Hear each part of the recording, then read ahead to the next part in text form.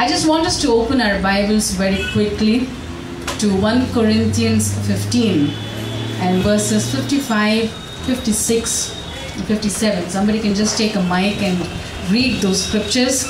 And in fact, I think I would like all of us to read it together. Hallelujah. The word of the Lord is good.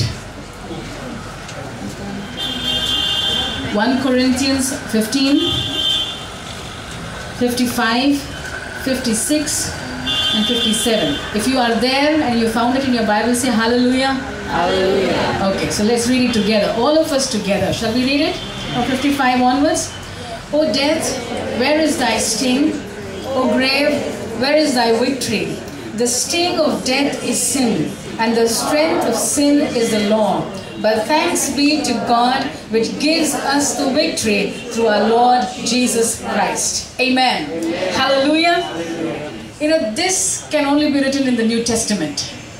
It says there, death, where is your sting? That means there is a bite, but there is no sting. There is a bite, but there is no poison. There is a bite, but there is no death. Now, all of us, we must have observed that people are born and people die. Even believers are born once and then born again, and then they die. We all know that when we believe in Jesus, we get eternal life. But then we do see believers pass away. We had Lavanya in our midst. She passed away. The whole church was praying for her. We were believing the Lord that she will recover from cancer. But she passed away. We had one more of our boys who was with us. He passed away. Even believers pass away. You and I also have to go. Sooner or later. We all have to go. So why is it that even though we believe in Jesus, we still go through this physical death?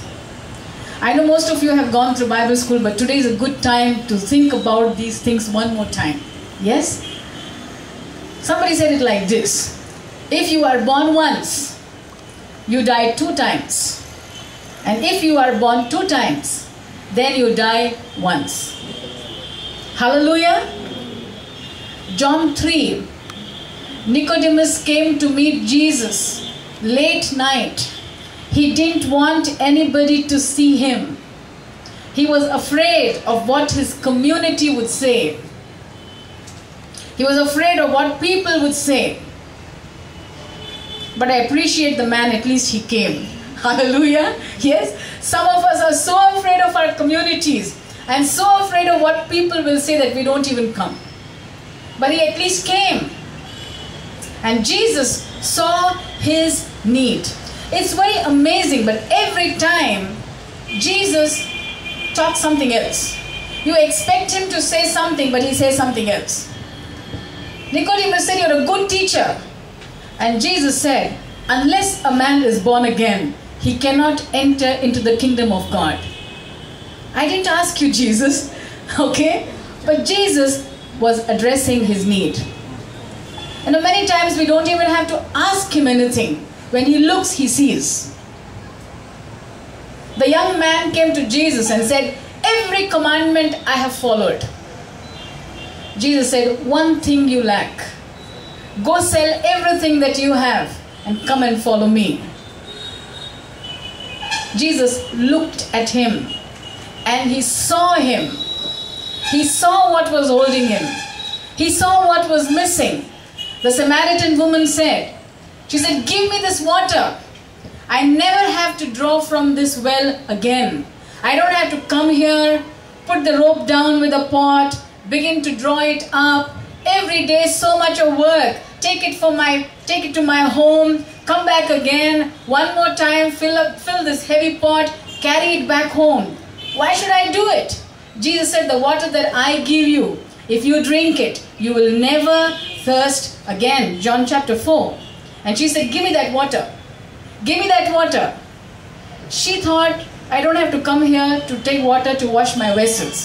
I don't have to come here to take water to have bath. I don't have to come here to take water to wash my clothes."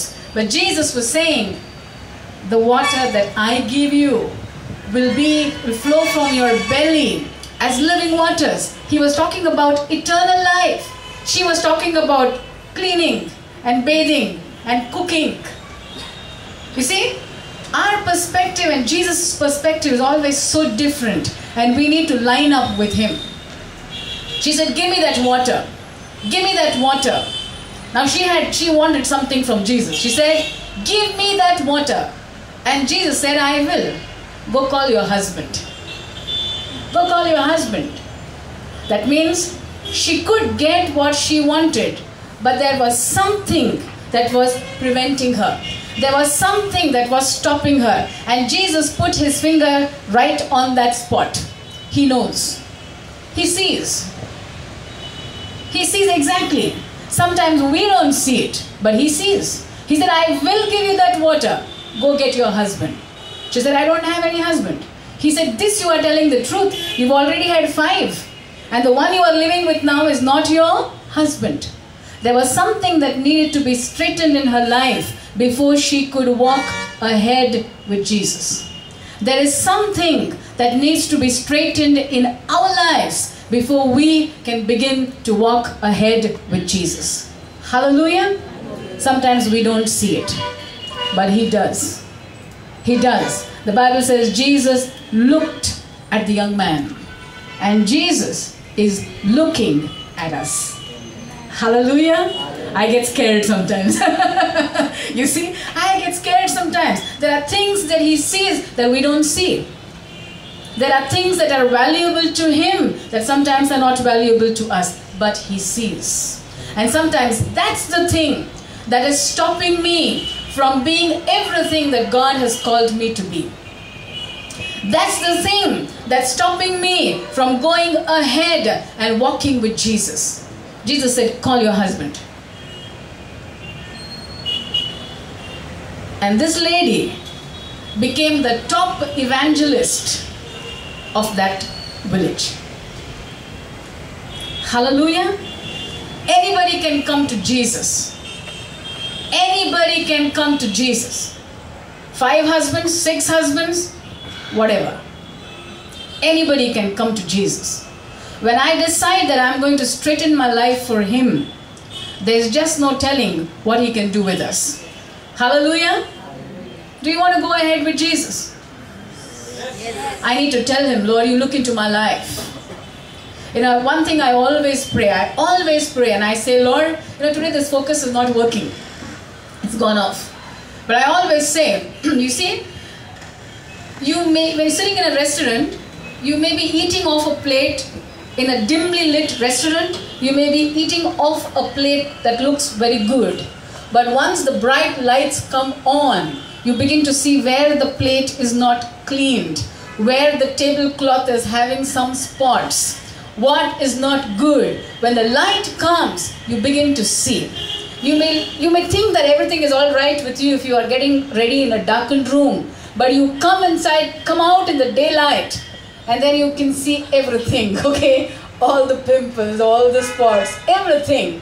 In the bright light, you can see it. And the one thing I always pray to the Lord is I say, Lord, let your light always shine on me so that I can see everything that's not right. I want to walk in that light. Hallelujah. I don't want to fool myself and say, well, okay, everything is fine, I'm good, smart girl, doing very well, okay? No. Okay, the Lord sees and the Lord looks. Hallelujah. Now you see, I was telling you that even believers have to go through physical death. When Nicodemus came to Jesus and Jesus told him, you need to be born again. No man can see the kingdom of God unless he is born again. Anyone who believes in Jesus is born again spiritually. The first time I was born through physical parents. My parents decided to get married. They decided to have children. It was the will of 2 human beings. Hallelujah. By the way, God is so good that even his ability to create, he wanted to share with us. That's why he made marriage And through marriage, we can produce children. We can produce outside also, but God's design is in marriage. Hallelujah. When God made it, there's a way He made it, and we need to honor that. Hallelujah. So God wanted to share His ability to create with each one of us. And that's why you find two people can come and get married, and then they can produce life. They can produce a baby. We are creating something. Just like God created Adam and Eve. And we do it at our will. And that's why there are some churches that argue that you must not have family planning. You know, God has blessed us with children, so just keep having children. No, I don't think that's what God planned. He wanted to give us His ability to create. He wanted us to use our will to create. So that He doesn't want women to be oh God, just have children and then die, okay? Die of exhaustion, okay? That's not His plan at all. He just wants us to share in His ability to create and enjoy it. When a baby is born and looks just like you, acts like you, oh, this one just like me, hallelujah, okay? So you enjoy it, and God wants us to enjoy it. He wants us to share in His ability to create. Hallelujah. So you see, when we were born out of the will of our parents. But when you read 1 John, okay, it talks about not born out of the will of flesh, but born out of the will of God. Once I got born because my parents decided to have children and I came into the world. Hallelujah. But the next time that I got born again because Jesus came to the earth. And He died for my sins. And He rose again from the dead. And now, out of my own free will, I decide to put my faith in Him. And I'm born again. Hallelujah. This is no parent's will. This is God's will for me. This time when I got born again, it was His will for my life. He said, you're not going to hell. You are too precious to go to hell. Just believe in my name and come on up here. Hallelujah. And I put my faith in Him. And I am born again into the family of God. Not because of any man's will, but because of the will of God. The Bible says it is God's will that no man should perish, but all should have everlasting life. Hallelujah. Hallelujah. Amen.